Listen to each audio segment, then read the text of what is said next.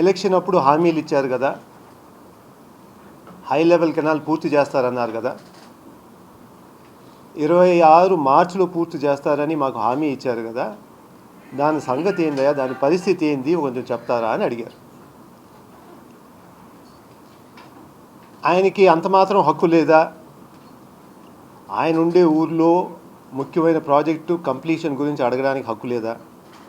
ఆయన ఎమ్మెల్యేగా ఉండి ఆ సమాధానం చెప్పడానికి ఆయనకు కూడా బాధ్యత ఉందా లేదా? అవన్నీ వదిలేసి రకరకాలుగా విమర్శలు చేశారు. ముందుగా మర్రిపాడు ప్రజలందరూ మా కుటుంబం అంటే భయమా అని ఒక ప్రశ్న వేశారు.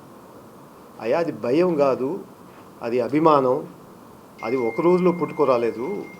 దాదాపు 83 నుంచి నాన్నగారు రాజకీయాల్లో వచ్చిన తర్వాత అనేక సేవలు అందించి ఈ ప్రాంతానికి పేరు పొందారు. 83లోనే డిగ్రీ కాలేజ్ పెట్టడం జరిగింది. దాని తర్వాత నవోదయ స్కూల్ అని చెప్పి దానికి భూమి ఇవ్వడం జరిగింది. దాని తర్వాత ఒక ఇంజనీరింగ్ కాలేజ్ కూడా పెట్టడం జరిగింది. 100 ఎకరాలు తీసి ఒక ఇంజనీరింగ్ కాలేజ్ కూడా పెట్టడం జరిగింది. అదే ఇంజనీరింగ్ కాలేజ్ మొన్న 22లో కూడా 200 కోట్ల ఆస్తి అయితే ప్రభుత్వానికి హ్యాండ్ ఓవర్ చేసి గౌతమ్ పేరు మీద ఎప్పుడు గుర్తుగా ఉంటుందని ఒక అగ్రికల్చర్ యూనివర్సిటీ కూడా పెట్టాలని చెప్పి మన జగన్మోహన్ రెడ్డి గారిని కోరారు. ఆ విషాదం తర్వాతే నేను కూడా వచ్చింది రాజకీయాల్లోకి. నాకు పెద్ద అనుభవం లేదు,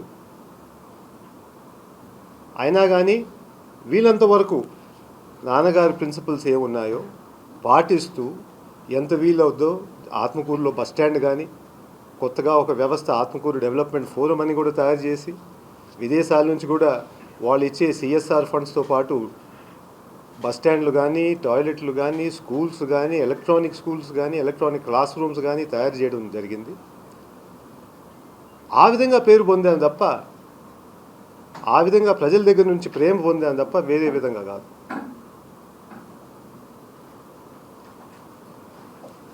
మరి ఆయన చెప్పడం, ఏమయ్యా మీకు సిగ్గు లేదా అని అడిగిన. మర్రిపాడు వాళ్ళకి ఏమయ్యా వాళ్ళ సంఖ నాకడానికి మీకు సిగ్గు లేదా అని అడిగాను.